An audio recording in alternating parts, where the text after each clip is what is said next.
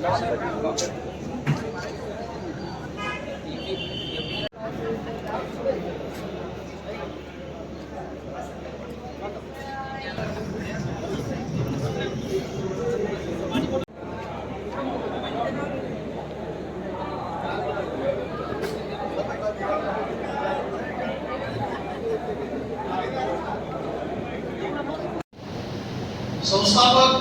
पंकज भाऊ पारख यांनी आपल्या सर्वांना आमंत्रित केलेलं आहे। माझ्या माहितीप्रमाणे महाराष्ट्रामध्ये अशी एखादी घटना असेल की संस्थापक पुढे येऊन आपल्या सर्व ठेवीदारांना एक आश्वस्त करू इच्छितो की आपल्या सगळ्या ठेवीचा मार्ग आपण मोकळा करूया, त्या दृष्टीने आजचं हे पहिलं पाऊल आहे। माझ्या वडिलांचा त्याच्यानंतर मी ही संस्था काढली। संस्था काढल्यानंतर मला माझ्यावर लहानपणापासून जे प्रेम करणारे लोक होते, जे गुरुजनात आपण सगळ्या तिथे बसलेल्या त्या सर्वांनी माझ्यावर इतकं भरभरून प्रेम केलं आणि या संस्थेला जिल्ह्यातली सगळ्यात मोठी संस्था बनवली। आणि याच्यामध्ये माझा परिवार जो होता, माझा परिवार म्हणजे तुम्ही माझा परिवार आहात। आणि काही विरोधक असे काय त्याला शब्द माझ्याकडे नाही, मी काय बोलतो त्याच्यावर ती संस्था इतकी नावारूपाला आली आणि एक लहानसा बोलला तो ही संस्था चालवतोय की काही लोकांना सहन नाही झालं। मग तिथे त्या लोकांनी काहीतरी उद्योग करायला सुरुवात केली। नंतर 2000ला या संस्थेची देणदारी साधारण 170 कोटी रुपये होती। 170 कोटीचा आकडा हा सांगायला सुद्धा मला फार गर्व होतो। एकच ब्रांच, एकच टेबल आणि एकच ठिकाणी माझी संस्था होती। 170 कोटी 2020 पर्यंत मी ती थकबाकी 170 वरून साधारण 75 कोटीवर आणली। केसेस झाल्या, मला त्याच्यामध्ये अटक झाली, मी साधारण 3.5 महिने जेलमध्ये राहून आलो। अजूनही त्या केसेस काही चालू आहे, पण नियमाने आणि कोर्टाने मला त्याच्यातून माझी सगळी परिस्थिती ऐकून आणि मला त्यांनी त्याच्यातून क्लीन चिट बाहेर काढली।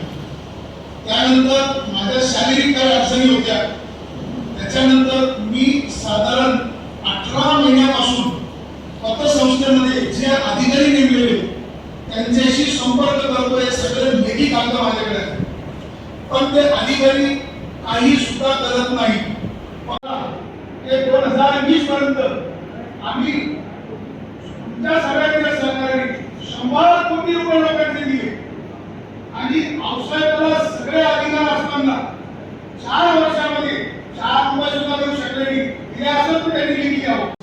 आता असलेले मॅनेजर यांनी तिघांनी पत्र दिलं की 7/11/2024च्या निलावाप्रमाणे आपल्या खात्यावर अनामत रक्कम 92 लाख रुपये जमा आहे।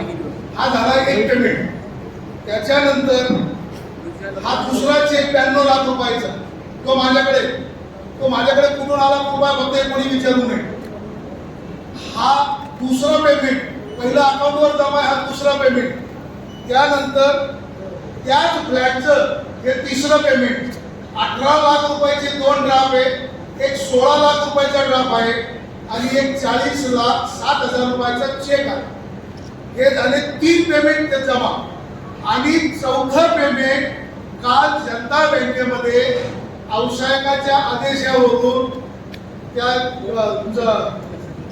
विशेष वसुली अधिकारी आणि यांनी जाऊन बँकेमध्ये चौथा पेमेंट भरला। याचे 2 प्रूफ माझ्याकडे आहेत आणि तिसऱ्या प्रूफचं पत्र आहे बँकेत त्यांनी जे दिलेलं तर 92 लाख रुपये 5 महिन्यात नाही। तुम्हाला सर्वांना मी सांगतो की आपण ठेवीदारच त्याकडे विरोध करू शकतो। व्यावसायिकाच्या ताब्यात गेल्यानंतर त्या संस्थेचे मालक दुसरे कोणी नाही, सहकारी तिथे अधिकारी ते तुम्हाला हे पण सांगतो। व्यावसायिकात गेल्यानंतर 10 वर्षापर्यंत जेवढी रक्कम वसूल होईल तेवढी रक्कम ठेवीदारांना परत दिली जाईल। जास्तीत जास्त 12 वर्षापर्यंत ठेवीदाराची रक्कम सर्वतून झाली नाही तर ती आपल्याला मिळणार नाही। हे सूर्यप्रकाशित सत्य आहे। गोरी गरिबांच्या अडचणीसाठी त्यांचे भाऊ टिपू भाऊ हे सुद्धा गोरगरिबांना मी जर फोन केला 10,000 20,000 रुपये त्यांच्या परीने त्यांच्या बिझनेस मधून देत असतात. पण भाऊ एक तुम्हाला अजून एक विनंती आहे, भाऊंचा स्वभाव असा म्हणजे मी घोडा म्हटलं काही लोकांना असू भाऊ ते घोडे, पण भाऊ तुम्ही खरंच घोडे, कारण शेत इतकं चांगलं होतं पण तुमचं जे कुंपण बांधलं होतं ना त्या कुंपणाने तुमचं शेत चांगलं आणि तुम्हाला कबूल करावं लागेल. म्हणून तुम्ही असा डोळ्यात पट्टी ठेवून तुम्ही विश्वास ठेवला आणि या पुढच्या लढाईसाठी आपण सगळ्यांनी काय करायचंय तेवढं लोकांनी काम करायचं. पण तुम्हाला खात्री करून एकच बोलणार मी, कोणही ठेवीदाराचा एखादा 1 रुपया थांबणार नाही, ही गॅरंटी मी तुमच्या पैसे देण्यासाठी मी एक प्रस्ताव सुद्धा मांडला नारायण पाटील, ठेवीदार, पिंटू पारक पतसंस्था, येवला. मी एक शेतकरी म्हणून ठेवीदार आहे. सर्वांनी नाशिक जिल्ह्याचे पालकमंत्री ॲडव्होकेट माणिकराव कोकाटे साहेब यांनी याच्यात लक्ष घालून आमच्या ठेवी परत मिळाव्या अशी त्यांना मी विनंती करतो.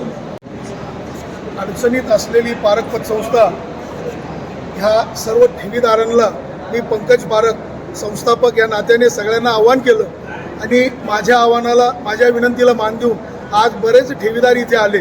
आमच्या बऱ्याच काही दिशा इथे ठरलेल्या आहे.